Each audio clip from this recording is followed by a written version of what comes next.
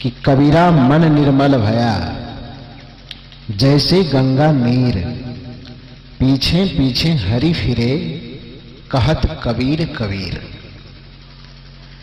जिस व्यक्ति का मन निर्मल हो जाता है, हरि का मतलब होता है,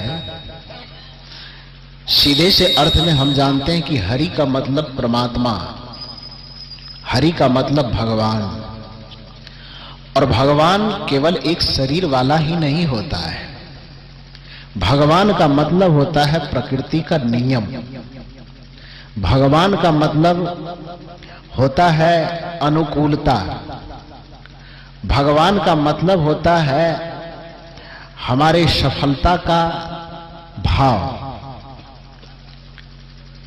जीवन में जो कोई भी व्यक्ति सफल होना चाहता है, जीवन में जो कोई व्यक्ति हमेशा अपने चारों तरफ अनुकूल माहौल चाहता है, उसे अपने जीवन को पवित्र बनाने के अलावा दूसरा कोई रास्ता नहीं है।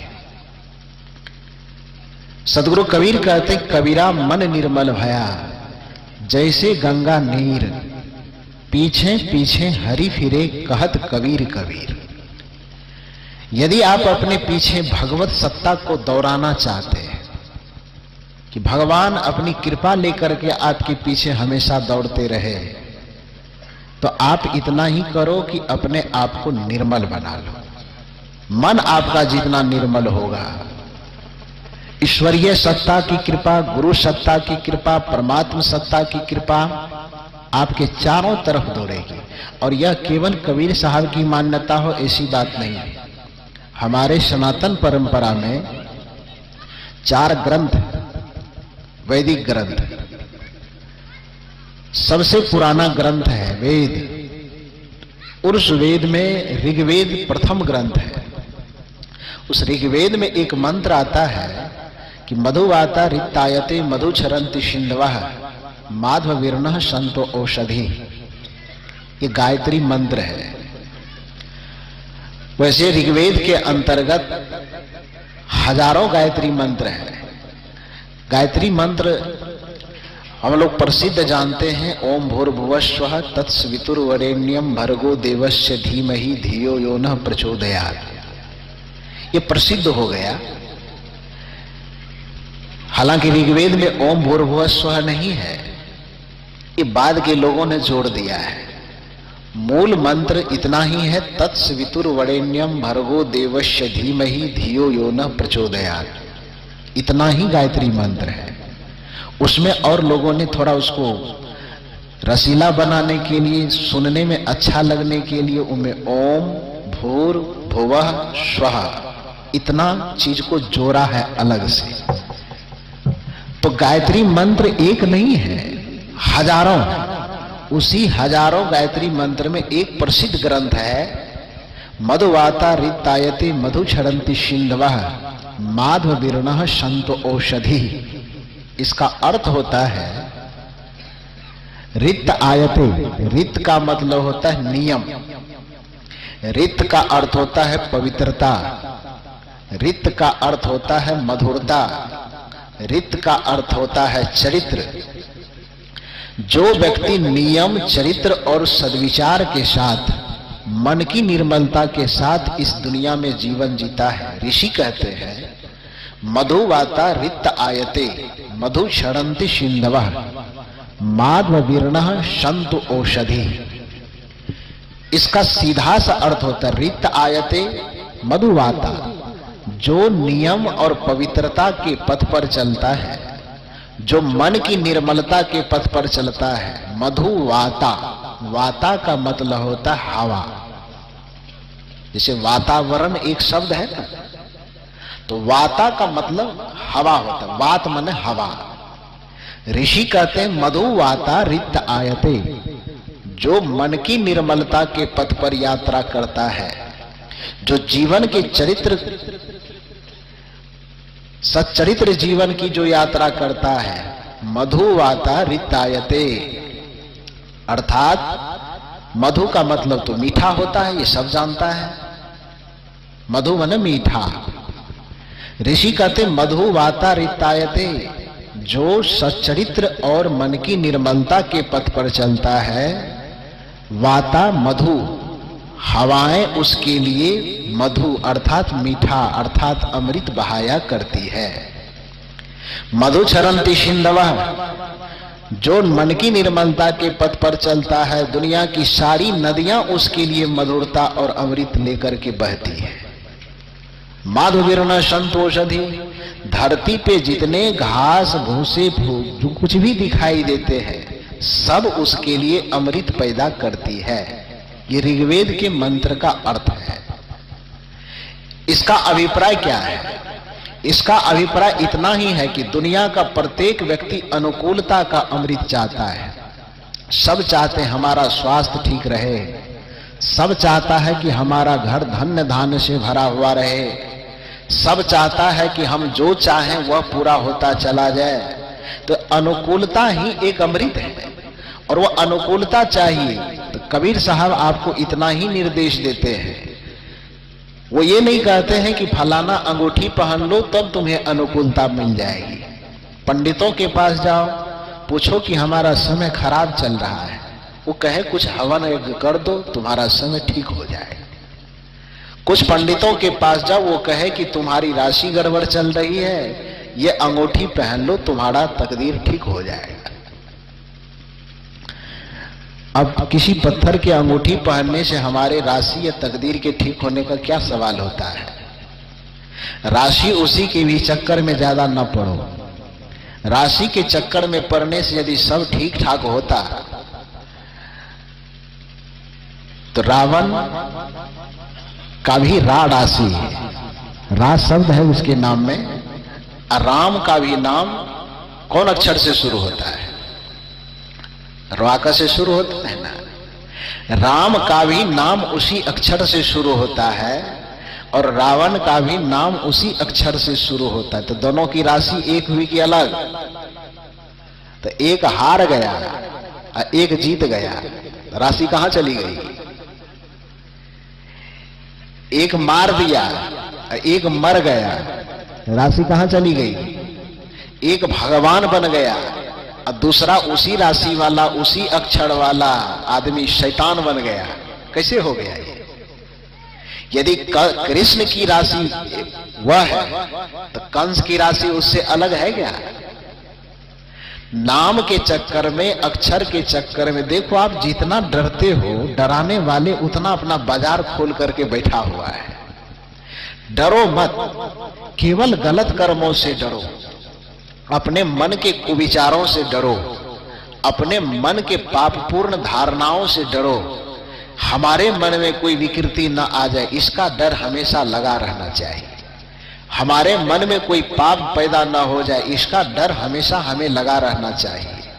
और यदि हमारा मन निर्मल रहा तो यहां से स्टाम्प पेपर लाओ, मैं लिख देता हूं, दुनिया का कोई भी भगवान आपका कुछ बिगाड़ने की क्षमता नहीं रखता है यदि आपका मन निर्मल और पवित्र हो तो।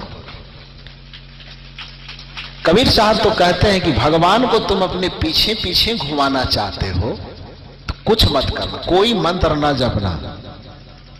भगवान को अपने पीछे पीछे घुमाना चाहते हो अर्थात भगवान प्रकृति की अनुकूलता को अपने पीछे पीछे घुमाना चाहते हो तो सदगुरु कबीर का इतना ही निर्देश है। कबीरा मन निर्मल भया जैसे गंगा नीर, पीछे पीछे हरि फिरे कहत कबीर कबीर। पीछे पीछे हरि फिरेंगे, पीछे पीछे अनुकूलता फिरेगी, बशर्ते अपने मन को आप पवित्र कर लो। ये केवल कबीर साहब का ही कहना है ऐसी बात मैंने अभी कहा कि ऋग्वेद भी यह कहता है। छोड़ दो वेद की बातें, कबीर साहब की बातें सुनने में थोड़ा हो सकता है कि लगे कि थोड़ा दूसरी तरह की बात है। भगवान श्री राम से किसी ने पूछा कि प्रभु सनातन परंपरा में आपके लाखों करोड़ों अनुयायी हैं, सब किसी न किसी तरह से पूजा पाठ यज्ञ हवन इत्यादि करके आपको अपने घर में बुलाना चाहते हैं, अपने घट में बुलाना चाहते हैं। प्रभु आप बताइए तो आप किसके यहां जाइएगा? श्री राम जी से पूछा जा रहा है। लाखों लोग आपकी पूजा करते, कुछ तो ऐसे हैं जो 24 घंटा 18 घंटा 72 घंटा एकदम हॉर्न लगा करके हरे राम राम राम हरे हरे का मंत्र लगाए रखा है। कुछ ऐसे हैं जो ओढ़ने पहनने सोने बिछाने वाले चादर तक में राम राम लिखवा करके अपने तन पे लिपेटा रहता है। कुछ लोग ऐसे हैं जो माला जपते, कुछ लोग ऐसे हैं जो कॉपी पर राम राम राम राम राम राम केवल लिखते चले जा रहे हैं। मैंने देखा है कई ऐसे लोगों को कि एक एक अलमारी, एक एक घर, एक एक पुस्तकालय समझो कि उसके राम राम राम राम लिखने से ही उसका पुस्तकालय भर गया है। ऐसे बहुत लोगों को मैंने देखा है। तो श्री राम जी से पूछा गया कि इतने प्रकार से आपको मनाने की जो पद्धति चल रही है, तो आप यह बताइए कि आप किसके ऊपर में प्रसन्न होते हैं, किसके घर में आप जाएंगे। श्री राम ने कहा कि जितने तरीके हैं पूजा पाठ करने के, चलो अपनी अपनी रुचि के अनुसार कोई करता है तो ठीक है, कोई गलत नहीं करता है, लेकिन जहां तक मेरे जाने का सवाल है कि मैं किसके यहां जाऊंगा, तो तुम जान लो कि न तो चादर ओढ़ने वाले के यहां मैं जाऊंगा, न टीका लगाने वाले के यहां जाऊंगा, न मेरे नाम पे अयोध्या भ्रमण जो करने आएगा उसके यहां जाऊंगा, न रामचरित मानस पढ़ने वाले के यहां जाऊंगा। तो सब लोगों ने आश्चर्य भर करके पूछा कि तब आखिर आप जाएंगे किसके यहां। देखो भगवान श्री राम कितनी ईमानदारी की बात करते हैं। वो कहते हैं, निरमला जाना माना सो मोहि पावा, मोहि कपट छल छिद्र न भावा। ये कबीर साहब की पंक्ति है, ये कबीर साहब के कहीं किताब से लाए हैं। गोस्वामी तुलसीदास जी ने रामचरितमानस में इसका वर्णन किया है। श्री राम जी कहते हैं कि कोई कितना छापा लगाता है कि तिलक लगाता है, इसका कोई मूल्य नहीं है। कौन व्यक्ति कितना रामनामा चादर ओढ़ता है कि कितने रामायण के पन्ने पलटते, उसकी भी अपनी जरूरत है, करता है, तो इसका ये मतलब नहीं कि उसकी निंदा की जा रही। जो भी करता है करे, पूजा पाठ के नाम पे थोड़ा बहुत करता है, इसे सात्विक संस्कार आता है, करना चाहिए। लेकिन इतने पर ही अटक मत जाना। वो थोड़ा सा सहयोगी हो सकता है, लेकिन आमूल चूल यदि जीवन में परिवर्तन चाहते हो तो सीधी सी बात है, भगवान श्री राम कहते हैं कि इससे काम नहीं चलेगा। काम किस चीज से चलेगा? निरमल जाना मन सो मोहि पावा, मोहि कपट छल छिद्र न भावा। निर्मल जन मन सो मोहि पावा। जिस व्यक्ति का मन आत्यंतिक निर्मल हो गया है, जिसके मन में वासनाएं कुवासनाएं नहीं बची है, जिसके मन में कुविचार नहीं बचे हैं, जिसके मन में कपट और प्रपंच नहीं बचा है, वो मुझे बहुत प्यारा लगता है। अब कोई दिखावा कितना भी करे बाहर से, लेकिन भीतर से छल और कपट भरा हुआ है, तो हम उस पे रीझने वाले नहीं हैं, हम उसके यहां जाने वाले नहीं हैं। भगवान को यदि बुलाना चाहते तो सबसे पहले अपने आप को पवित्र बनाना पड़ेगा, अपने आप को पकड़ना पड़ेगा। एक बार की बात है, भगवान श्री कृष्ण बहुत छोटे थे, आंगन में खेल रहे थे। खेलते खेलते अचानक रोने लगे। बहुत बच्चा थे उस समय में, तो रोने लगे। उधर से यशोदा माता आई और पूछती है कि बेटा क्यों रो रहे हो? भगवान कृष्ण कहते हैं कि पूछो मत मैं क्यों रो रहा हूं, बहुत परेशान हो गया हूं। तो माता यशोदा ने देखा कि आंगन में अकेले ये खेल रहा है, इसको परेशान करने वाला यहां कोई है तो नहीं, परेशान इसको कौन कर रहा है? माता यशोदा ने कहा कि तुम्हें परेशान करने वाला तो कोई दिखता नहीं है, तुम किससे परेशान हो रहे हो? श्री कृष्ण ने कहा कि तुम्हें दिखाई नहीं देता? कहा नहीं।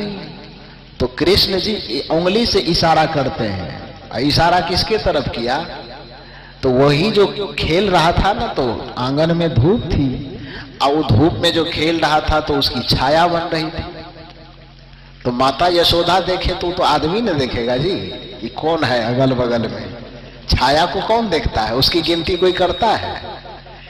लेकिन कृष्ण जी जो खेल रहे थे उसकी जो छाया बनी हुई थी, कृष्ण यशोदा को इशारा करते हुए उस छाया की तरफ दिखाते का, देखो ये हमको परेशान कर रहे हैं। माता यशोदा ने कहा कि छाया भला किसी को परेशान करता है? का ये छाया है कि माया है ये मुझे मालूम नहीं, लेकिन इसके वजह से मैं परेशान हूं। कहा वजह?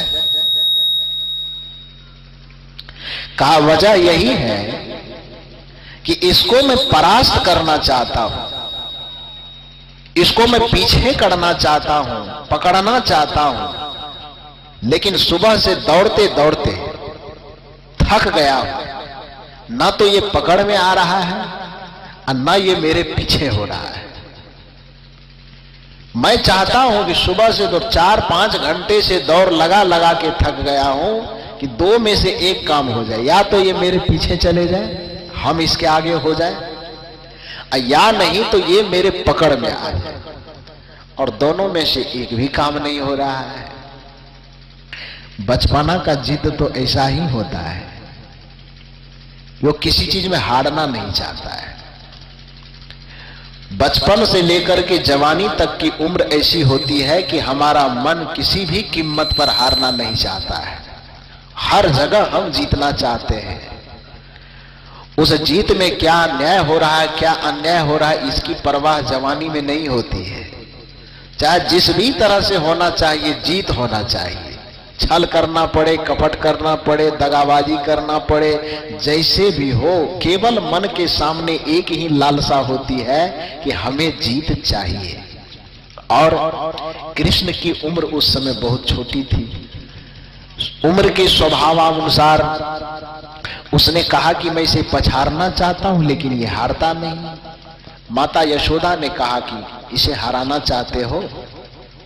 कहा बस तुम रोना बंद करो।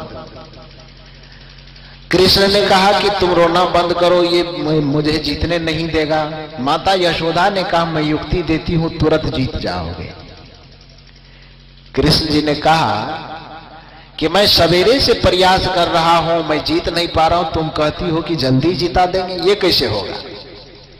यशोदा ने कहा देखो, का पहला काम क्या करना चाहते हो? का पहला काम इसको मैं पकड़ना चाहता हूं, क्योंकि परेशान किया है। जब पकड़ लूंगा तो इतना मार मारूंगा इसको कि जितना ये मुझे पसीना छुपाया है उतना इसको चुभाऊंगा। तो माता यशोदा ने कहा अच्छा कोई बात नहीं, पसीना चुभे न चुभे वो तो मैं नहीं जानती, लेकिन तुम्हें पकड़ा देती हूं। तो कृष्ण जी को कहा खड़े हो जाओ। कहा क्या पकड़ना चाहते हो? कहा कुछ नहीं, इसका कपार पकड़ा दो हमें थोड़ा सा। तो माता यशोदा ने कहा कि बस इतनी सी बात, तुम अपना हाथ लाओ। कृष्ण जी अपना हाथ दिए और यशोदा माता उसी हाथ को उठा करके उसके कपार पे धर दिया। कृष्ण जी के हाथ माथे पर उस बच्चे का कृष्ण का हाथ पकड़ करके कृष्ण के ही माथे पर उसको धर दिया। तो कृष्ण के माथे पर हाथ चला गया तो छाया के माथे के ऊपर हाथ जाएगा कि नहीं जाएगा? जाएगा ना जी। एक शर्त पूरा हो गई। कृष्ण की जो दो लालसा थी कि एक तो यह मेरे पकड़ में आवे और दूसरी लालसा थी कि यह मेरे पीछे हो जाए। तो पहली शर्त पूरी करवा दी कि छाया को पकड़ना चाहते हो तो कहीं और दौड़ने की जरूरत नहीं है। ध्यान दीजिए मूल बात पर। छाया को यदि पकड़ना चाहते हो तो उसके पीछे पीछे भागने दौड़ने की आवश्यकता नहीं है। उस छाया का जो मूल स्रोत है उसको पकड़ लो, जिससे छाया बनती है उस छाया को ही पकड़ लो, छाया के मूल स्रोत को ही पकड़ लो तो छाया पकड़ में आएगी कि नहीं आएगी? आएगी ना जी, आएगी। तो एक शिक्षा यह। दूसरी बात कहते हैं कि इसको हम पीछा करना चाहते हैं। माता यशोदा ने कहा कि वह भी जल्दी हो जाएगी। कहा कैसे? का दौड़ो, दौड़ रहा था। का कैसे दौड़ रहे हो? सूरज के तरफ में मुंह करके पीठ करके दौड़ रहा है। सूरज जहां उगा हुआ है, सूरज की तरफ में पीठ, जैसे पूरब में सूरज उगा है, अब कोई व्यक्ति पश्चिम की तरफ दौड़ लगाते जाए तो दिल्ली तक भी चला जाएगा वो, तो छाया कभी पीछे होगी? सूरज पूरब की तरफ निकला हुआ है, अब कोई आदमी पश्चिम तरफ मुंह करके दौड़ते चला जाए कि हमें छाया को पीछा करवाना है, तो यहां से कहलगांव भागलपुर की बात छोड़ दो, वो दौड़ते दौड़ते दिल्ली तक भी चला जाएगा या पूरा पृथ्वी वो झाकर के घूम लेगा, तो पर भी उसके बावजूद भी वो छाया को पीछा कर पाएगा? किसी भी कीमत पे नहीं कर पाएगा। माता यशोदा ने कहा, यदि उस छाया को तुम अपने से पीछा करवाना चाहते हो तो करना कुछ नहीं। कबीर साहब यही बात कहते हैं कि खोजी हो या तुरंत मिल जाऊं पल भर की तलाश में। यदि उस सत्य को जानने और समझने की जिज्ञासा आपके पास है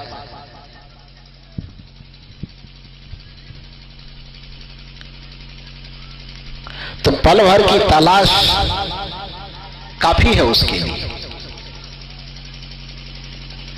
माता यशोदा ने कहा कि ज्यादा विलंब नहीं लगेगा, तब का छाया को अपने पीछे करना चाहते हो तो केवल इतना ही करो कि मुड़ जाओ। जिस सूरज के सामने में तुम्हारा पीठ चल रहा है, जब तक सूरज के तरफ तुम्हारा पीठ रहेगा तब तक इस छाया को लाख कोशिश करो कि ये हमारे पीछे हो जाए, वो छाया कभी पीछे नहीं होगी। छाया को तुम अपने पीछे करना चाहते हो, छाया से तुम आगे होना चाहते हो, तो इतनी ही शर्त है कि केवल सूरज के तरफ जो तुम्हारा पीठ है वो पीठ को घुमा करके पीठ को पीछे कर दो और सूरज के तरफ अपना चेहरा कर दो, तो छाया को पीछा करने के लिए न तो अंगूठी पहनना पड़ेगा न राशि बदलवानी पड़ेगी, छाया अपने आप पीछा हो जाएगा। छाया क्या है? सुख। छाया क्या है? अनुकूलता। छाया क्या है? सफलता। छाया क्या है? सदगति। ये सब चाहता है कि सफलता की छाया मेरे पीछे पीछे चले, ये सब चाहता है कि अनुकूलता की छाया मेरे पीछे पीछे चले, ये सब चाहता है कि संपन्नता की छाया मेरे पीछे पीछे चले, लेकिन उसको पाने का जो तरीका है वो तरीका व्यक्ति का ऐसे है कि बस सूरज की तरफ पीठ करके दौड़े चला जा रहा है, दौड़े चला जा रहा है, दौड़े चला जा रहा है। कबीर साहब कहते हैं इतना दौड़ोगे तो दौड़त दौड़त दौड़िया जहां लगे मन की दौड़। तुम्हारा मन जहां तक कहता है दौड़ने के लिए दौड़ते जाओगे, दौड़ते जाओगे, दौड़ते जाओगे, लेकिन अंत में ठहरोगे तो पता चलेगा कि थक करके चूर हो गए।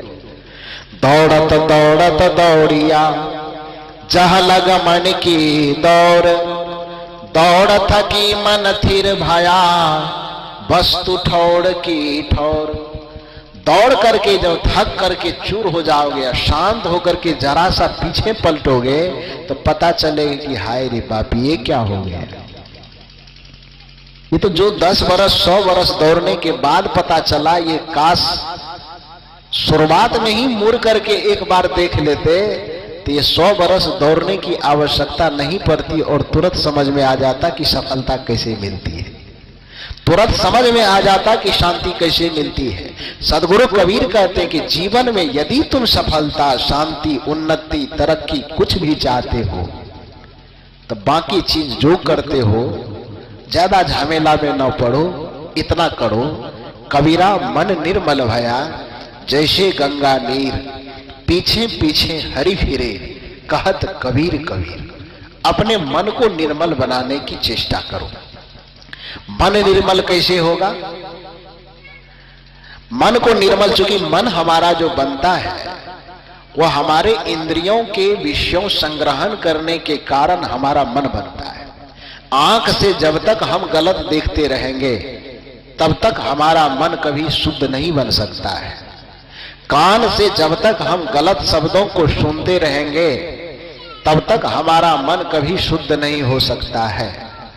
मोह से जब तक हम गलत गलत चीजों को खाते रहेंगे तब तक हमारा मन कभी शुद्ध नहीं हो सकता है।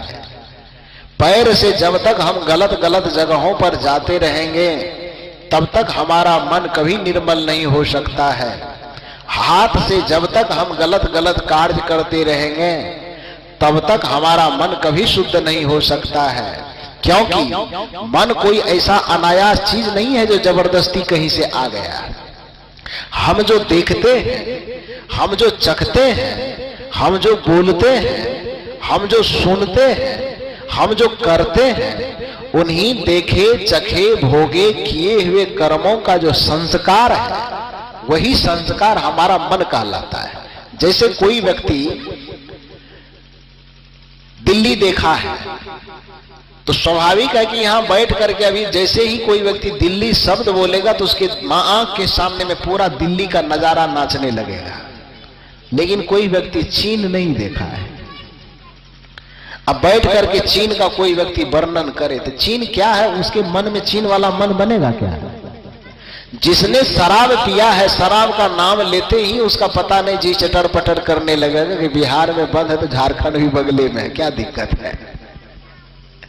लेकिन जिसने कभी शराब पिया ही नहीं, क्या मतलब है, शराब का खान ही उसके बगल में रख दो तो उसको शराब से क्या लेना देना है। जिसने कभी मांस मछली खाया है, खैनी बीड़ी का प्रयोग किया है, उसके सामने खैनी बीड़ी का कहीं कोई आ जाए फरमाइश तो उसका जी उछलने मचलने लगेगा। लेकिन जिसको न शराब से मतलब है, न खैनी बीड़ी से मतलब है, न गांजा से मतलब है, जिंदगी में कभी उसका प्रयोग ही नहीं किया है। खैनी बीड़ी गांजा दारू का एकदम ढेर भी उसके आसपास में लगा दो, उसको क्या मतलब है, उससे कोई मतलब है क्या? नहीं है। तो देखे चखे भोगे हुए संस्कारों का समुच्चय हमारा मन जो कहलाता है, तो यदि कोई व्यक्ति अपने मन को पवित्र बनाना चाहता है, यदि कोई व्यक्ति अपने मन को निर्मल बनाना चाहता है, तो ये सुनेगा कि हम मनोज तिवारी के गाना भी सुनेंगे, अछेला बिहारी के, और हमारा मन एकदम पवित्र हो जाए, ये कभी नहीं होगा। कोई व्यक्ति यह सोचे कि हम खूब दारू मुर्गा चलाते रहें, एकदम गुट्ठी भी चबाते रहें, बकरी का कलेजी भी खाते रहें और हमारा मन एकदम पवित्र हो जाएगा, ये कभी भी किसी भी कीमत पर नहीं होगा। कोई व्यक्ति यह सोचे कि हम गलत गलत जगहों पर जाते रहें और हमारा मन पवित्र हो जाए, ये कदापि संभव नहीं है। कोई व्यक्ति यह सोचे कि हम हाथ से कुछ गलत सलत करते रहें और हमारा मन पवित्र हो जाए, ये कभी नहीं होगा। यही कारण है कि आदमी भगवान को प्रसन्न करने का, सफलता को अपने हासिल करने का नाना प्रयास, नाना उपाय करता है, फिर भी वह चूक जाता है।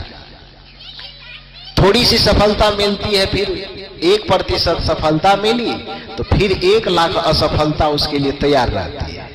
कहीं पर थोड़ी सी अनुकूलता मिली तो 1000 प्रतिकूलता पहले से बनकर के तैयार है।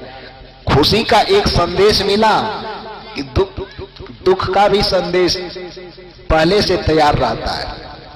यदि जीवन में सदैव शांति चाहते हैं, जीवन में सदैव अनुकूलता चाहते हैं, जीवन में सदैव आनंद चाहते हैं, आनंद ही नहीं परम आनंद चाहते हैं, तो शर्त इतनी सी है कि अपने मन को निर्मल बनाइए।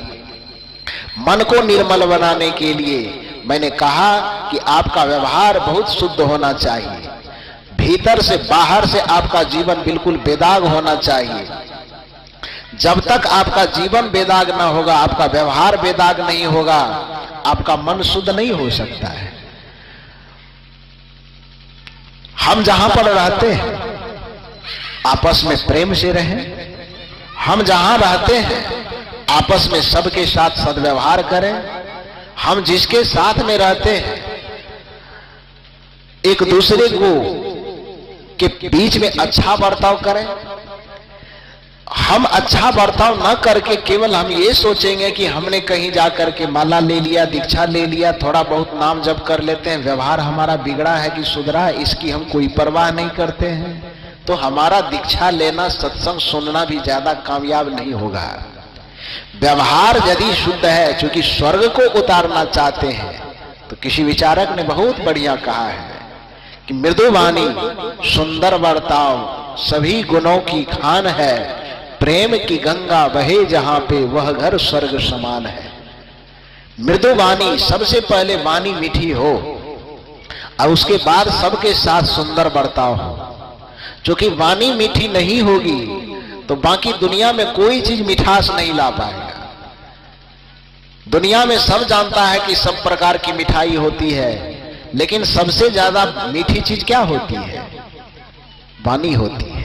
एक बार की बात है, अकबर, राजा अकबर की सभा लगी हुई थी और उस सभा में एक प्रस्ताव अकबर ने रखा कि इस दुनिया में सबसे मीठी मिठाई क्या होती है, जो सबसे मीठा लगे वह कौन सी मिठाई है।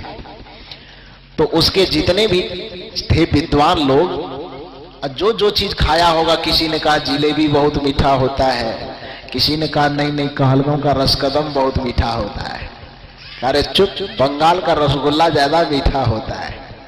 किसी ने जो जिसको जो खाया हुआ था अपने अपने तरीके से मिठाई का नाम लेते गया, लेते गया, लेते गया। जब सबको सब चीज बोला हुआ हो गया तो बीरबल ने कहा कि महाराज, सबसे मीठी मिठाई होती है मीठी वाणी। वाणी मैंने समझे, बोली, मीठी बोली, ये सबसे ज्यादा मीठा होता है। तो जितने उसके साथी लोग थे, विद्वान लोग, उसने कहा कैसा पागल आदमी है, बोली को कहीं खाया जाता है क्या? अरे यहाँ मिठाई की बात हो रही तो रसगुल्ला, टिकड़ी, खाजा इत्यादि बोलो, वाणी कहते हो, वाणी कोई खाने वाला चीज है। लेकिन बीरबल ने कहा नहीं, वाणी ही एक ऐसा चीज है जो दुनिया के सभी मिठाइयों से ज्यादा मीठा होता है। अब बहुमत की बात चलती है, अब 10 ठो आदमी उसमें 9 ठो का नहीं, बीरबल गलत बोल रहा है। तो राजा भी हाँ में ला दिया, सही बात कहता है, बीरबल गलत ही बोल रहा है। भला वाणी कोई मिठाई है? कहाँ मिलता है? कहीं दुकान में बताओ। तो बीरबल का सही बात है, दुकान में तो वाणी मिलता नहीं है मिठाई के रूप में। तो कहा तब तुम्हारी बात गलत हो गई। कहा हम मानने को तैयार नहीं है, वाणी की मिठाई सबसे मिठास है, वाणी की मिठाई में। तो का इस बात को सिद्ध करना पड़ेगा। बीरबल ने कहा कि हाँ कोई बात नहीं, सिद्ध करके बताएंगे। बात आई गई हो गई। 10 दिन जब बीत गया तो बीरबल आकर के राजा से कहता है कि महाराज ऐसा करें कि 1 सप्ताह के लिए आप अपनी पत्नी, धर्मपत्नी को, जो महारानी है, उसको मेरे यहां मेहमानी करने के लिए भेज दें। हालांकि दूसरे किसी अनजान आदमी के यहां तो अपने परिवार के सदस्य को, खास करके महिला सदस्य को तो भेजना उचित नहीं था। लेकिन बीरबल केवल अकबर का मंत्री ही नहीं था, वह उसका एकदम चहेता दोस्त था, मित्र, लंगोटिया यार जिसको बोलते हैं। राजकाज के समय में वो राजा हो जाता था, मित्र हो जाता, राजा है, मंत्री है, लेकिन राजकाज से जैसे ही छुट्टी पाता था तो दोनों एकदम घनिष्ठ मित्र के तरह व्यवहार करता था। तो मित्र और परिवार में कोई अंतर तो है नहीं। तो जब बीरबल ने आग्रह किया कि आप महारानी को कुछ दिन के लिए, 1 सप्ताह के लिए मेरे यहां मेहमानी करने के लिए भेज दीजिए, तो अकबर ने, राजा ने कहा ठीक है ले जाओ। 1 सप्ताह के लिए उसे अपने यहां ले गए। और चूंकि महारानी ही है तो उसकी खातिरदारी में कोई कमी तो करेगा नहीं। 1 सप्ताह रहना है, 1 सप्ताह में नाश्ता और भोजन लगा करके 21 प्रकार का भोजन होता है। 21 बार भोजन करेगा ना। 1 बार नाश्ता और 2 बार भोजन, तो 1 दिन में 3 बार, तो 7 दिन रहना है, 7 तिया 21 बार। 21 बार भोजन करना है। तो बीरबल एक तो महारानी है, उसकी खातिरदारी में कोई कमी न छोड़ा। 21 समय में 21 प्रकार का जैसा जैसा स्वादिष्ट व्यंजन हो सकता है, एकदम ए नंबर भोजन करवाया उसको। महारानी भी गदगद, पूरा खुश। और जब जाने की बारी आई तो उसको पालकी में बैठा दिया। अब बैठा देने के बाद जब अब दरवाजे पर से निकलने वाला था तो पालकी के पास खड़ा होकर के और अपनी पत्नी को पुकार करके कहता है, महारानी को विदा कर रहा है। तो महारानी पालकी में बैठ गई। अब 7 दिन रखा, इतना सुंदर से खातिरदारी की, इतना बढ़िया बढ़िया भोजन करवाया। अब जब जाने का समय आया तो पालकी में महारानी को बैठा करके और उसके बाद उस पालकी के पास बीरबल खड़ा हो जाता है और उसके बाद अपनी पत्नी को पुकार करके कहता है कि अरे देखो, मैं तो जा रहा हूं इसके साथ, घर को थोड़ा गंगा जल से साफ कर लेना। 7 दिन तक मुसलमानी घर में रही है, छुआ हुआ गया होगा।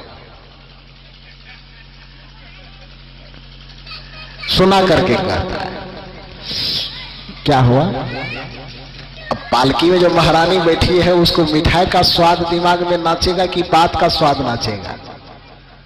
क्या होगा? सुनाई पड़ रही है कि बात नाचने लगा। अब पालकी में बैठे बैठे कुड़कुड़ा रही है कि चलो तो राजमहल पहुंचते पहुंचते तुमको फांसी पर नहीं लटकवा दिया तो मेरा भी नाम महारानी नहीं। दिमाग में एकदम सारा तार विहार करते करते करते करते जाती है। जैसे ही गई पालकी से निकली, एकदम आंख मुंह लाल की राजा के पास गई।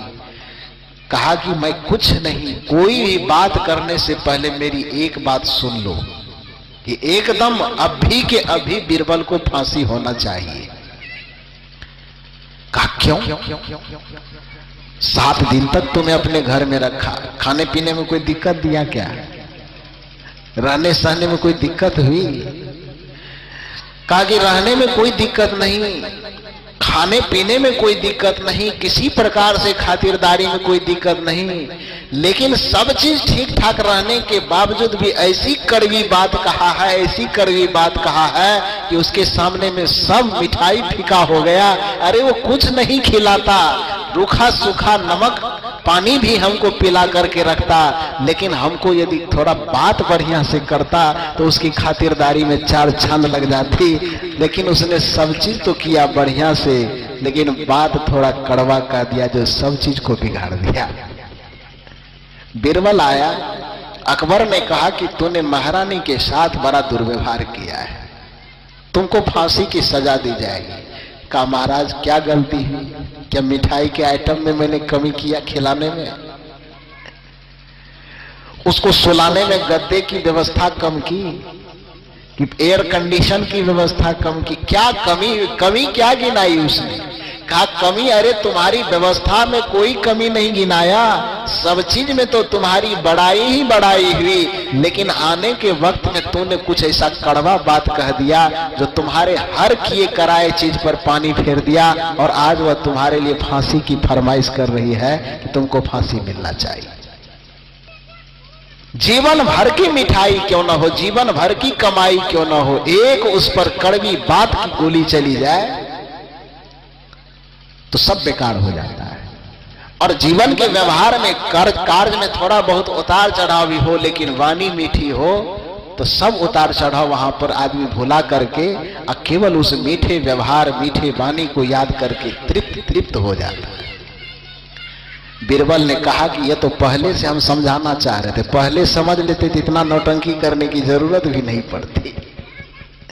ये बात हम पहले कह रहे थे ना कि सभी मिठाई से ज्यादा मीठा वाणी होती है। आप मानने को तैयार नहीं थे तो लो, नौटंकी करके हमने दिखाया, प्रूव्ड हुआ। तब अकबर को याद आई कि अरे बाप, ये तो मेरे बात को ही सिद्ध करने के लिए चाल चला था। खैर कोई बात नहीं, फिर से गले लगाया बीरबल को। जाकर के बीरबल ने रानी से माफी मांगा कि देखिए महारानी, आपका अपमान करने का मेरा कोई भाव नहीं था, लेकिन अब जब हिसाब बनाना है तो उसमें तो भाई कुछ से कुछ करना पड़ेगा, तो हम क्या करें? बात को सिद्ध करना था, तो जिसको सिद्ध करने में आप थोड़ा चपेटा में आ गए, लेकिन और कोई बात इसमें नहीं है। हमको क्षमा कीजिए। अभिप्राय यह है कि आप जान लो कि सब चीज, जैसे देखो महाभारत में क्या हुआ, राजसूय यज्ञ हो रहा था, दुर्योधन को ले गया, उसकी खातिरदारी में कोई कमी नहीं की थी। ऐसा नहीं था कि उसका कुछ अपमान किया था, सारी खातिरदारी बढ़िया से हुई, सब सम्मान बढ़िया से हुआ। लेकिन एक चीज एक जगह चूक होती है, थोड़ा सा दुर्योधन किसी कारणवश गिर जाता है और छत पर खड़ी द्रौपदी हंसते हंसते कहती है कि अंधा का बेटा आखिर अंधा ही न होगा, सब खातिरदारी बेकार हो गया। और यह बात उसके दिमाग में इतनी तेज जाकर के बैठी कि वह दुर्योधन ठान लिया कि चाहे इसके लिए दुनिया मुझे जितना जिल्लत भरी निगाह से देखे, जितना अपमान करे, लेकिन इस अपमान का बदला मैं लूंगा। और भरी सभा में क्या किया गया उसके साथ ये पूरे दुनिया जानता है।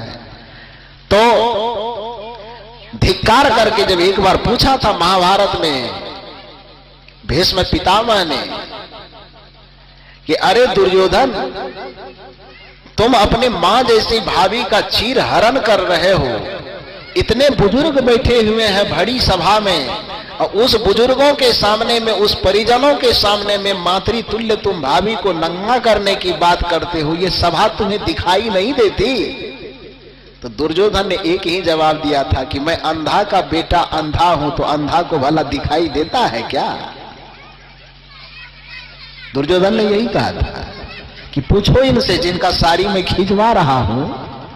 इसने कहा था कि अंधा का बेटा अंधा होता है, तो यदि इसने सिद्ध किया था कि अंधा का बेटा अंधा होता है, और आज आप लोग कह रहे हो कि इतने भरी सभा में लोग बैठे हैं तुम्हें दिखाई नहीं देता है, तो इनसे ही पूछो। नहीं प्रमाण दिया था मुझे कि अंधा का बेटा अंधा होता है, तो यदि मैं अंधा का बेटा अंधा हो तो अंधा को भला कुछ दिखाई देता है क्या? इसलिए जो हो रहा है सब होने दो बढ़िया से,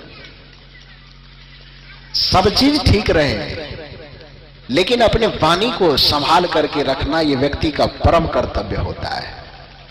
क्योंकि वाणी तीर से भी ज्यादा चुभने वाला, दर्द देने वाला होता है, और वाणी मिठाई से भी ज्यादा मीठा होता है। यदि आपकी वाणी गलत निकली तो किसी तीर का बना हुआ घाव तो कुछ देर में भर भी सकता है, लेकिन वाणी से निकली हुई तीर इतनी गहरी घाव देता है जो उस घाव को भरने में शायद जन्म भी बीत जाता है, फिर भी वह घाव भर नहीं पाता है। इसलिए यदि अपने मन को निर्मल करना चाहते हैं, अपने मन को पवित्र बनाना चाहते हैं, तो आपका व्यवहार जिन जिन लोगों के साथ होता हो, आपका संबंध जिन जिन लोगों के साथ हो, उनके साथ अच्छी वाणी का प्रयोग करें, मृदु वाणी। सबसे पहली शर्त क्या है?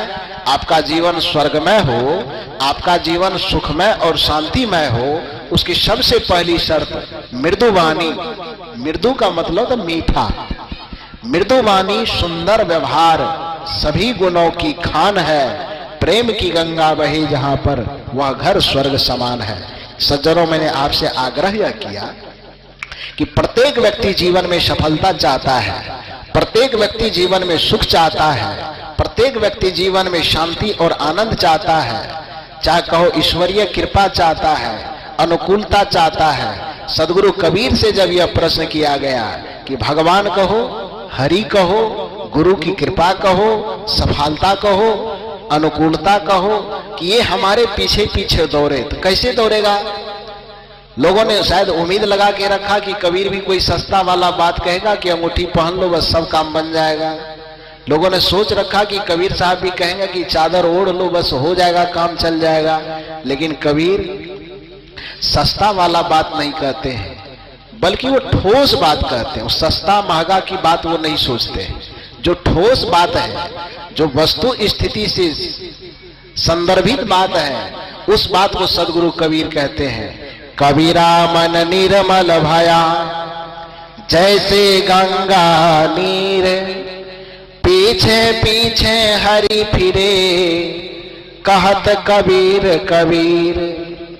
आपका मन निर्मल हो जाए तो ये पूरे प्रकृति की जो शाश्वत सत्ता है आपके पीछे पीछे घुमा करेगी, आपके पीछे पीछे छाया बन करके वो हमेशा नाचेगी। जब आपकी जो जरूरत होगी उस जरूरत की पूर्ति स्वाभाविक रूप से हो जाएगी। बशर्ते आपका मन पवित्र होना चाहिए, क्योंकि पवित्र मन में ही ईश्वर का अवतरण होता है। यदि पवित्र मन में ईश्वर का अवतरण नहीं होता तो एक बात मैं आपसे पूछना चाहता हूं, भगवान श्री राम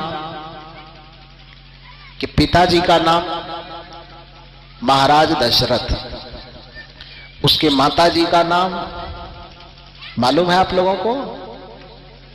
कौशल्या। महाराज दशरथ की कितनी पत्नी थी? 3, कौशल्या, केकई और सुमित्रा। 3 पत्नी महाराज दशरथ को श्री राम जी का जब जन्म हुआ तो कल्पना करो कि यदि श्री राम महारानी केकई के कोख से जन्म ले लेते तो जितना झमेला हुआ राजा दशरथ जी के परिवार में, वो झमेला होता क्या? होता? मेरी बात को ध्यान से सुनो। खानदान बदलने की जरूरत नहीं थी, खानदान तो वही रहता ना, राजा दशरथ के ही पुत्र रहते, चाहे केकई से जन्म लेता तो भी, और सुमित्रा के कोख से जन्म लेता तो भी, कौशल्या के कोख से, जिसके भी कोख से जन्म लेता, लेकिन रहता तो दशरथ, राजा दशरथ के ही पुत्र ना। तो भगवान श्री राम जब अवतारी पुरुष है, कहा भी गया रामचरितमानस में, भय प्रगट कृपाला दीन दयाला कौशल्या हितकारी, प्रकट लेने वाले उसको कहा जाता है। मतलब भगवान की मर्जी, जिसके गर्भ से वो आना चाहे दुनिया में वो आ सकता है, इतना सामर्थ्यवान है श्री राम। तो राजा दशरथ के कुल में ही यदि उसको आना था तो झंझट को मिटाने के लिए इतना काम कम से कम कर लेना चाहिए उनको कि राजा दशरथ के वंश में तो आता, लेकिन वो केकई के गर्भ, कौशल्या के गर्भ से न आकर के उसको केकई के गर्भ से आना चाहिए ना। और यदि केकई के गर्भ से आ जाता वो तो फिर 14 वर्ष के वनवास वाला झंझट नहीं होता, राजगद्दी नहीं छिनाती, बन जाने की जरूरत नहीं पड़ती, बन नहीं जाता तो सीता का हरण नहीं होता, और सीता का हरण नहीं होता तो लंका कांड करने की जरूरत पड़ती क्या? यानी सारा झमेला एक ही बात को लेकर के हुआ कि श्री राम कौशल्या के कोख से न जन्म लेकर के उसको केकई के कोख से जन्म लेना चाहिए था। लेकिन आप विचार करके यदि देखोगे तो इस धरती पर एक युग की बात नहीं, जबकि जितने युग इस धरती पर बीतेंगे और जब भी किसी माँ के कोख से राम का जन्म होगा तो न तो सुमित्रा के कोख से जन्म होगा, न केकई के कोख से जन्म होगा। जब भी इस धरती पर श्री राम जैसे पुरुष का अवतरण होगा तो किसी न किसी कौशल्या के कोख से ही राम का अवतरण इस धरती पर होगा। यह सच्चाई है।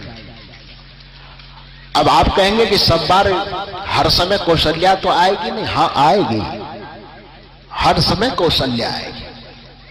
कौशल्या का मतलब क्या होता है?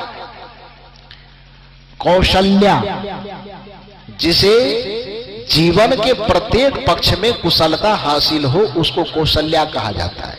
क्योंकि हर चीज की अपनी एक परिभाषा होती है। व्याकरण के अनुसार पूछा जाता था हम लोगों को बचपन में कि लंबोदर किसे कहते हैं?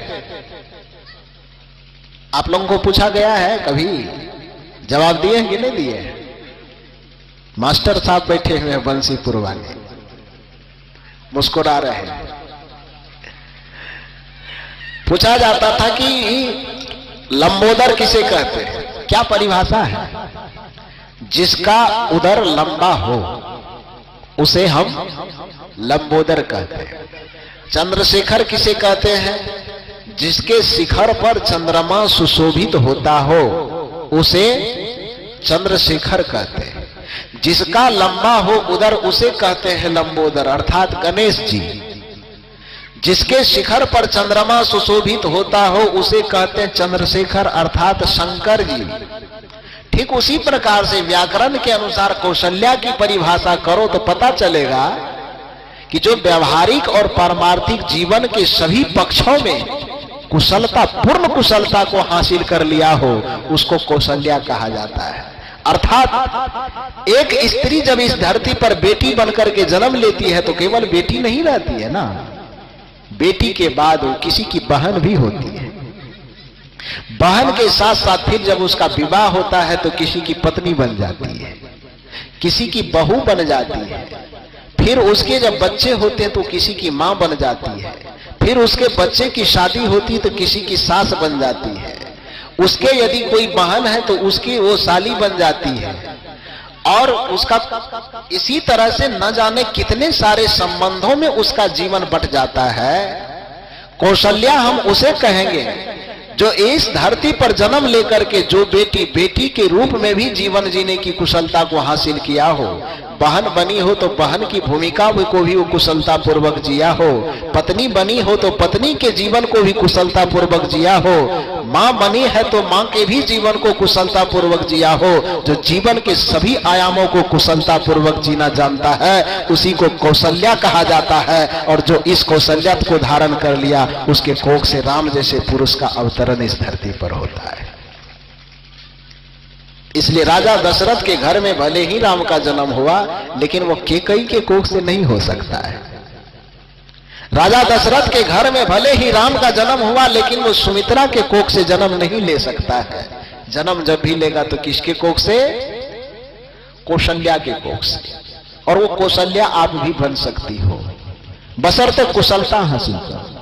दुख की बात है कि हम जीवन में पद तो धारण कर लेते हैं लेकिन उसके अनुसार हमें जीना नहीं आता है। हम बेटी बने हैं, बेटी की तरह आज कितने लोग जी पा रहे हैं, बहन है तो बहन की तरह कितने जी पा रहे हैं, कोई भाई है तो भाई की तरह कितने लोग जी पा रहे हैं, पति है तो पति की तरह कितने लोग जी पा रहे हैं, पत्नी है तो पत्नी की तरह लोग कितने लोग जी पा रहे हैं। जो जहां है अपने पद को, अपनी मर्यादा को वह नहीं जी पा रहा है। सब केवल स्वार्थ और अहंकार के टकराव में एक दूसरे से टकरा टकरा करके, तिल तिल करके, घुट घुट करके जी रहा है। यही कारण है कि पूछो आप हम लोगों को तो शायद ये 17वां 18वां वर्ष चल रहा है मेरा कार्यक्रम करते करते, और उम्मीद है कि हमको लगता है 10-12 वर्ष से तो शायद हम इस क्षेत्र में भी आ रहे हैं। हमको याद है कि इस इलाके में सबसे पहले कार्यक्रम करने के लिए हम बंसीपुर आए थे, मास्टर साहब ही बुलाए थे हमको।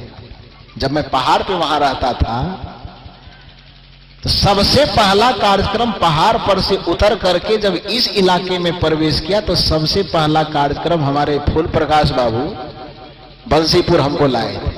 आज से लगभग 11 वर्ष पहले। क्या मास्टर साहब? 11 वर्ष पहले। तो 11 वर्ष पहले से तो मैं इस इलाके में ही कार्यक्रम करने आ रहा हूं भाई। 18 वर्ष कार्यक्रम करते करते हमको बीत गया है, और 18 वर्ष के दरमियान में गुरु की कृपा से अब तो बिहार ही नहीं, बिहार के बाहर चाहे गुजरात हो, चाहे छत्तीसगढ़ हो, चाहे राजस्थान हो, चाहे उत्तर प्रदेश हो, झारखंड तो बगल में अपना पड़ोसी है, यानी कई राज्यों में जाने का अवसर मिलता है। कितने ही घरों में जाते हैं तो जहां भी जाते हैं तो एक ही झमेला है, पति पत्नी आपस में एक दूसरे से संतुष्ट नहीं, भाई भाई एक दूसरे से संतुष्ट नहीं, माता पिता अपने बच्चों से संतुष्ट नहीं, बच्चे अपने माता पिता से संतुष्ट नहीं। आखिर क्या हो गया? वजह क्या है? जगह तो पा लिया आदमी, बाप बन गया, लेकिन बाप की तरह जीने के लिए नहीं आता है। बेटा बन गया, बेटा की तरह जीने के लिए उसे नहीं आता है। पत्नी बन गई है लेकिन पत्नी को जीने का तरीका क्या है उसे मालूम ही नहीं है। बहन है तो बहन को बहन की तरह जीने का तरीका मालूम नहीं है। नीति यह कहती है कि यदि आप ईश्वरीय अनुकंपा को साथ लिए चलना चाहते हैं तो मन को पवित्र पहले बढ़ाइए, और मन जैसे ही पवित्र होगा तो आपके जीवन में परिवर्तन आएगा। क्या परिवर्तन आएगा?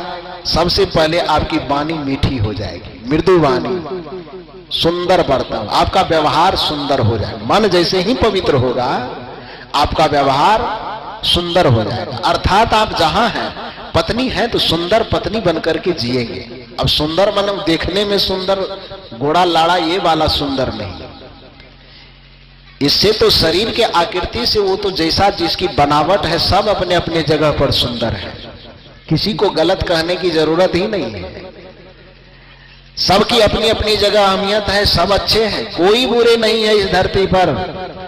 अच्छा और बुरा का जो मूल्यांकन होता है वह भीतर से होता है। भीतर से आप शूर्पणखा है कि सावित्री है, इसका मूल्यांकन भीतर के चेहरे से होता, बाहर के चेहरे से।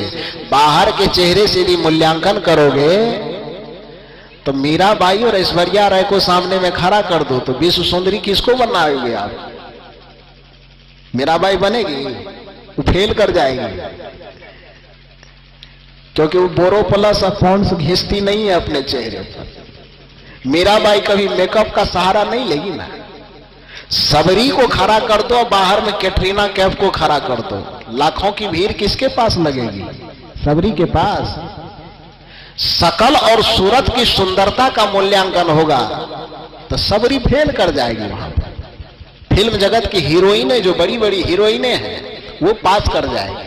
लेकिन फिल्म जगत की जो हीरोइन है, लाखों की भीड़ उसके सामने में भले खड़ा हो जाए, लेकिन उसे गंदी निगाह से देख करके लोग ताली और सीटी बजाएंगे। लेकिन सबरी देखने में बाहर से कितनी ही कुरूप क्यों नहीं होगी, लेकिन उसकी मन इतना पवित्र होगा कि पूरे दुनिया के सामने ताली सीटी नहीं बजाएगी, बल्कि उसके चरणों में जाकर के माथा टेक देगा। ये सबरी की विशेषता है। सबरी बाहर से देखने में हो सकता है दुनिया के निगाह में कुरूप हो, लेकिन भीतर का स्वरूप उसका इतना चमकीला है कि उसके सामने में दुनिया की सारी चमक फीकी पड़ जाएगी। मीराबाई हो सकता है कि दुनिया वाले नजरिए से देखने में थोड़ा फीका लगे, कुरूप लगे थोड़ा सा, लेकिन मीरा के भीतर की चमक इतनी महान होगी कि उसके घुंघरू के थिरकन में पूरी दुनिया नाच उठेगी। पग घुंघरू बांध मीरा नाची रे, पूरे दुनिया झूम रही है, नाच रही है। आज मीरा का गुणगान होते ही लाखों सत्संगी झूम जाते हैं कि मोहे लागे लगन गुरु चरणन की, मोहे लागे लगन गुरु चरणन की। बाहर से दिखने वाले जो सुंदरता है वो सुंदरता थोड़े दिन में फीकी हो जाने वाली है, लेकिन भीतर की सुंदरता जैसे जैसे दिन बीतते जाते हैं, भीतर की सुंदरता का रूप और निखरता चला जाता है। मीराबाई का चेहरा कभी कुरूप होगा क्या? सबरी का चेहरा कभी कुरूप होगा? सती अनुसुईया का चेहरा कभी कुरूप होगा? सती सावित्री का चेहरा कभी कुरूप होगा? माता सीता का चेहरा कभी कुरूप होगा? माता पार्वती का चेहरा चरित्र कभी कुरूप होगा? युग जितने बीतते चले जाएंगे, पीढ़ियां जितनी बीतती चली जाएगी, लेकिन सीता, सावित्री, मदालसा, मीरा, सबरी, झांसी की रानी, जितनी भी महान चरित्र, महान हस्तियां हैं, वो दिन प्रतिदिन पीढ़ी दर पीढ़ी के ऊपर में, उसके मानसिकता के ऊपर में अपना राज, अपनी छत्र छाया कायम रखेगी। उसको काल मिट सकता है, लेकिन ऐसे ऐसे वीरांगनाओं को मिटा नहीं सकता है। वह देवी हमेशा अमर और जिंदा रहेगी।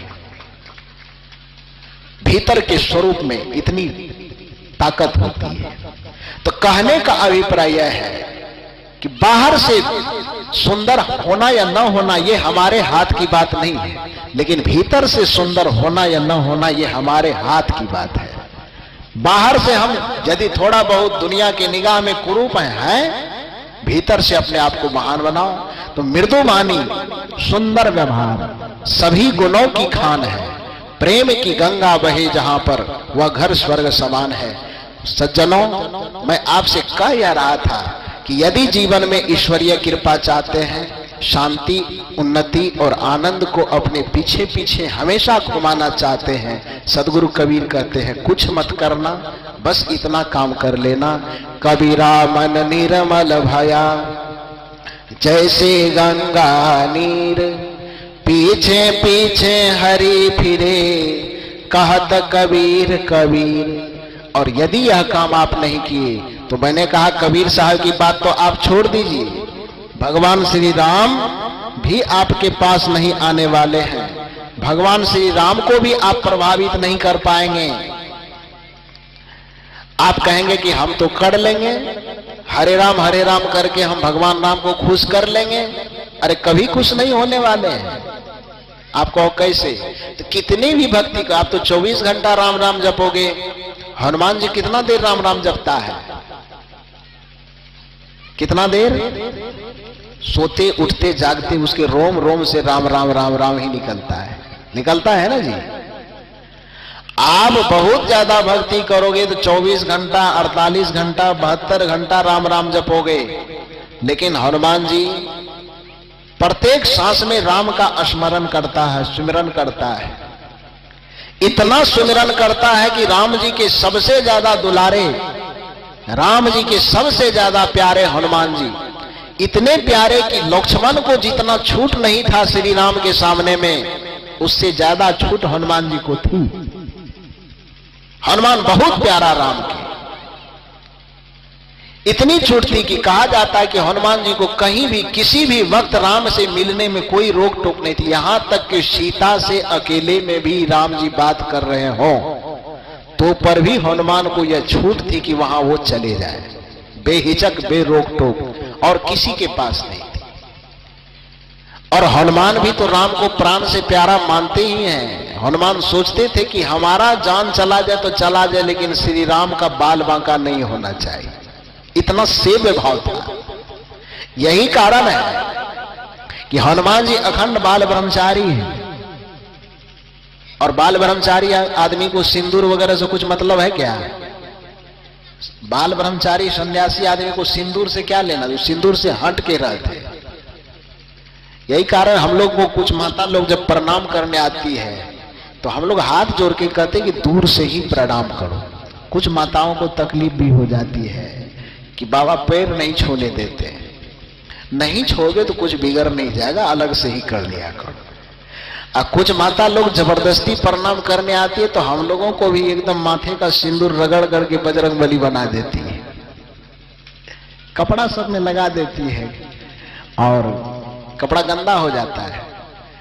तो खैर कहा बाल ब्रह्मचारी सन्यासी लोगों को सिंदूर से कोई मतलब नहीं होता, लेकिन हनुमान जी एक ऐसे बाल ब्रह्मचारी हैं जिसको सिंदूर चढ़ाया जाता है। क्यों चढ़ाया जाता है पता है आप लोगों को? आपको पता है माता जी? मालूम है हनुमान जी को सिंदूर क्यों चढ़ाया जाता है? अखंड बाल ब्रह्मचारी, उसके बावजूद भी सिंदूर उसको चढ़ता है। कारण क्या है?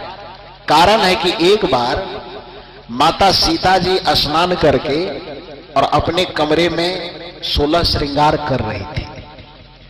सब चीज ओढ़ पहन करके तैयार हो गई थी और अब माथे में सिंदूर लगा रही थी। थोड़ा सा लगाई थी और लगा रही थी। और हनुमान जी को छूट थी, किसी भी वक्त कहीं आ जा सकते हैं।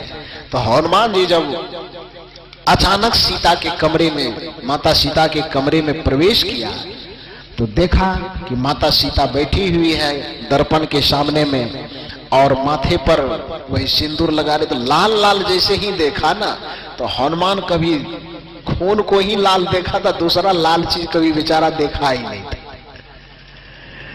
तो जैसे ही वो देखा कि बीज मस्तक पर ये लाल चीज लगा हुआ है तो उसको लगा कि कहीं माता जी को कहीं चोट तो नहीं लग गई। वो दौड़े दौड़े गया कि माता माता कहीं चोट तो नहीं लगी, खून बह रहा है। माता सीता को हंसी आ गई। उसने कहा नहीं हनुमान चोट नहीं लगी है। कहा तब ये क्या है? कहा ये सिंदूर है। कहा ये सिंदूर क्या होता है? ये तो बड़ा खतरनाक चीज है, और वैसे भी लाल चीज खतरा का निशान होता है, माथा पे क्यों लगाती हो खतरा का निशान? मत लगाओ, खतरनाक चीज है ये। माता सीता ने कहा कि ये खतरनाक चीज नहीं है, ये सुहाग का प्रतीक है। हमारी सनातन परंपरा में माताएं अपने मस्तक पर सिंदूर को धारण करती है। तो कहा इसको धारण करने से क्या होता है? कहा पत्नियां जब तक इसे अपने मस्तक पर धारण करते रहती है उसके पति की उम्र लंबी होती है, पति का उसका जीवन सुरक्षित रहता है, काल चक्रों से मुक्त रहता है। इसी वजह से माताएं मस्तक पर सिंदूर को धारण करती है। तो हे हनुमान, जब तक मेरे माथे पर सिंदूर की चमक बरकरार रहेगी तुम्हारे प्रभु श्री राम का बाल बांका नहीं होगा। इसी विश्वास के साथ में मस्तक पर सिंदूर को धारण करती हूं। तो हनुमान जी ने कहा कि बस जिस चीज की इतनी कीमत है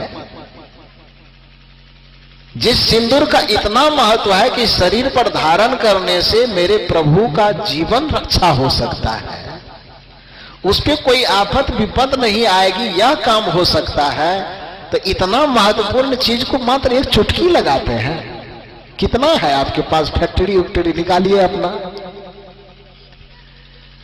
जिस चीज से हमारे भगवान सुरक्षित रहेंगे, जिस चीज से हमारे भगवान सभी संकटों से दूर रहेंगे, तो वो एक चुटकी लगाने की क्या जरूरत है? आपके पास कहीं फैक्ट्री है इसका तो दिखाइए हमें।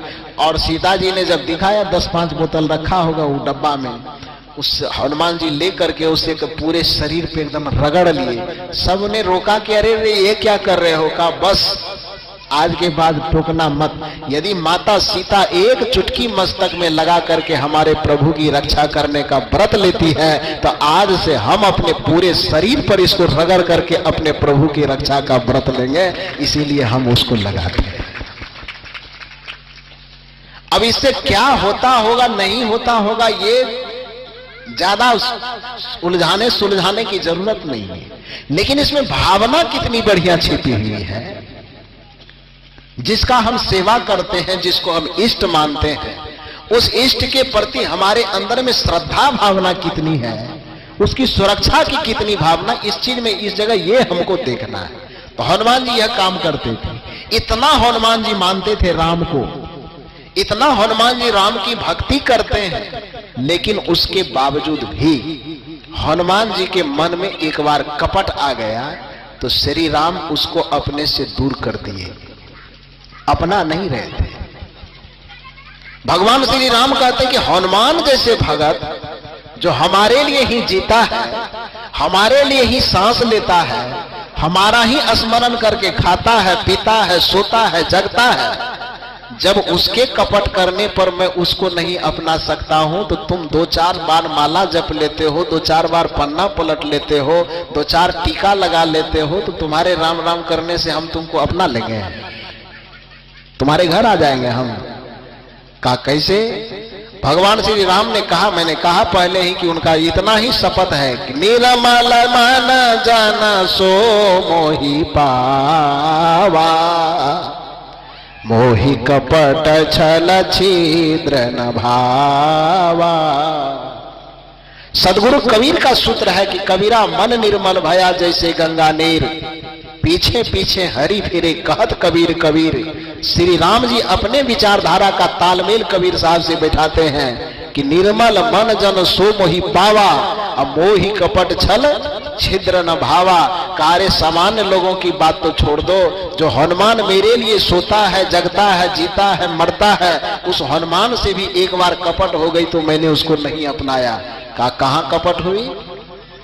बात को थोड़ी देर बता करके मैं अपनी बातें समाप्त करूंगा, रात अधिक हो रही है। कहां पर कपट हो गई? जिस समय सीता का हरण हो गया था और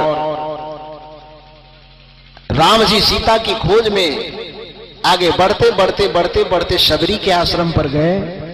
माता शबरी ने उसका अतिथि सत्कार किया, अवभगत किया। उसके बाद जब माता शबरी से श्री राम ने पूछा कि ऐसी ऐसी बात, मेरी पत्नी का हरण हो गया है, उसको पाने का, ढूंढने का कोई उपाय? तो शबरी ने कहा, एक तो हम नारी हैं, उसमें भी हम वृद्ध हैं, अब शरीर मेरा छूटने वाला है, भला इस समय हम आपकी क्या मदद कर सकते हैं?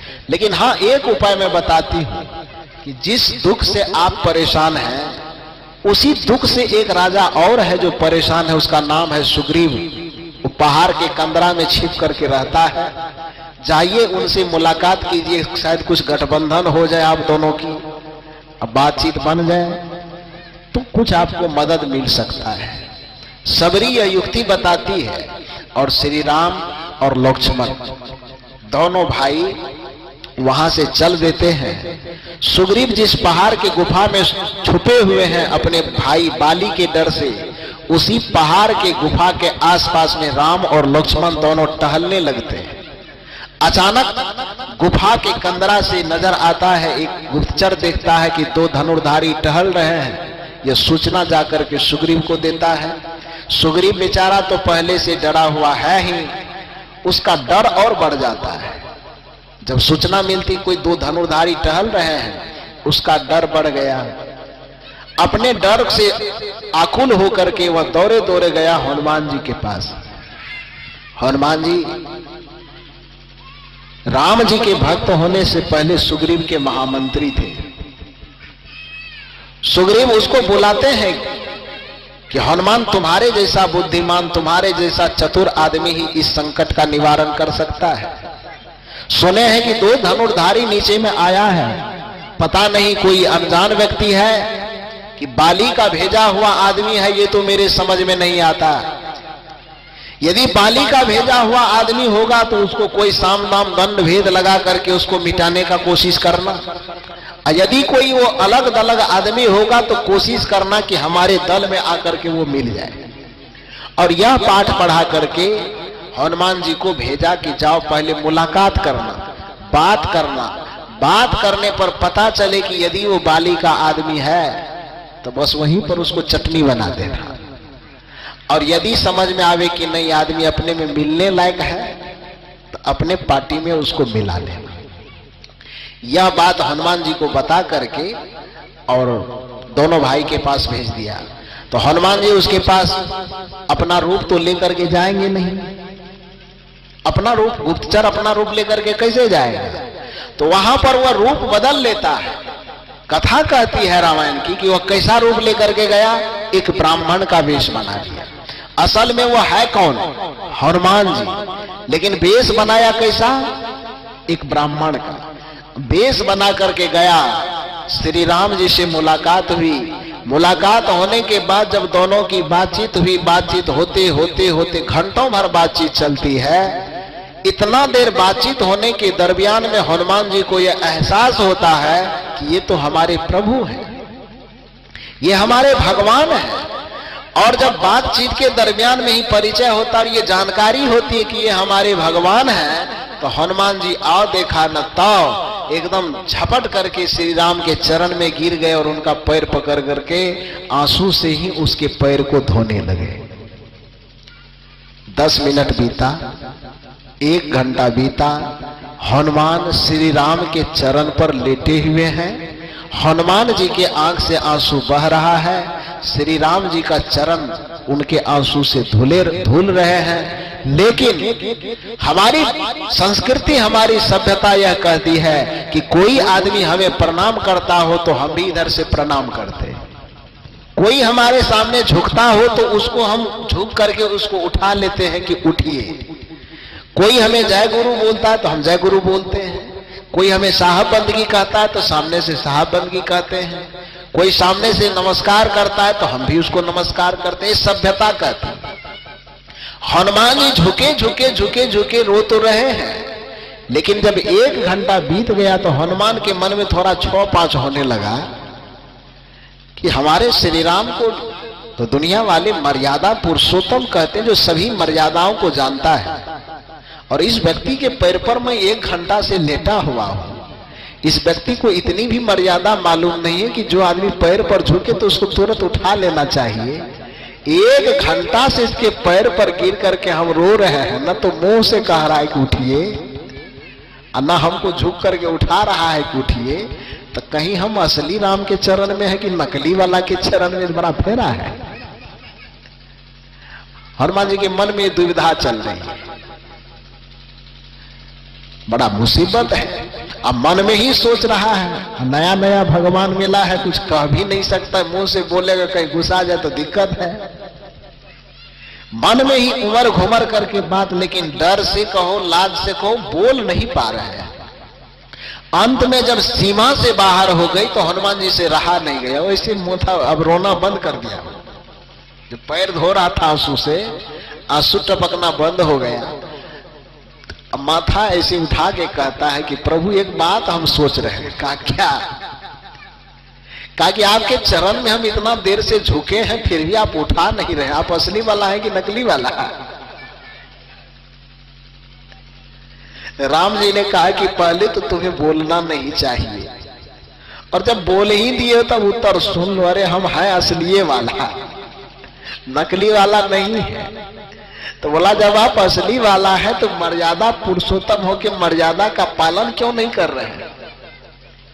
श्री राम ने कहा कि मर्यादा के पालन करने लायक तुम जगह पर नहीं हो अभी, मेरी शर्त को तुम पूरा नहीं कर पा रहे हो। मेरी शर्त यह कहती है कि मैं उसी को अपना सकता हूं, मैं उसी के घर जा सकता हूं कि कबीरा मन निर्मल भया जैसे गंगा नीर। मेरी शर्त इतनी है कि निरमल जाना मन सो मोहि पावा, मोहि कपट छल छिद्र न भावा।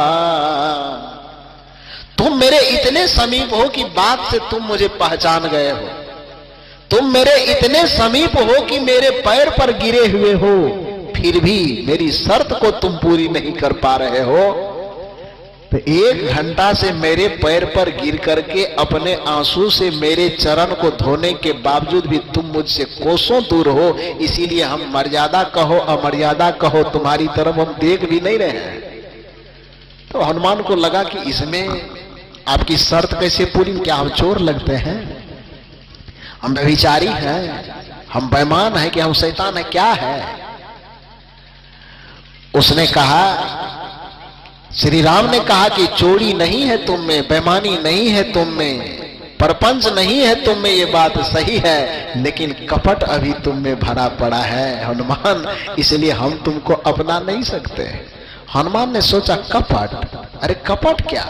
कहा हाँ हाँ कपट ही तो है। अरे तुम्हारा असली रूप हनुमान का है, लेकिन तुम गुप्तचर जिस समय बन करके आ रहे थे सुग्रीव का, तो तुम ब्राह्मण का वेश बनाया था और मेरे पास में भावातिरेक में आकर के जब पहचान गया कि ये मेरे प्रभु हैं तो अपना रूप बदलना भूल गया और ब्राह्मण का वेश बना करके ही अब तक मेरे चरण में लेटे हुए हो तो असल में हनुमान और रूप ब्राह्मण का बनाए हुए हो, तो ये कपट ही तो है। और कपटी व्यक्ति को हम अपने गले से कभी नहीं लगाते हैं, अपना शरण कभी नहीं, क्योंकि शर्त कहती है कि निर्मल जन मन सो मोहि पावा, मोहि कपट छल छिद्र न भावा। तो अभिप्राय यह है कि हम भगवान के नाम के कितना करीब हैं, हम भगवान के कितना करीब हैं। सब चीज सही होने के बावजूद भी यदि हमारा मन अपवित्र रहा, मन में छल कपट और प्रपंच भरा रहा, तो भगवान के नाम के पास रहकर, भगवान के रूप के पास रहकर, भगवान के गुणों के पास रह करके भी हम उनकी सत्ता से, उनके कृपा से, उनके आशीर्वाद से कोसों दूर रहेंगे। सदगुरु कबीर कहते हैं कि यदि भगवान की कृपा को अपने पीछे पीछे नचाना चाहते हो, यदि भगवान को अपने पीछे पीछे नचाना चाहते हो, तो बस इतना ही काम करना, निर्मल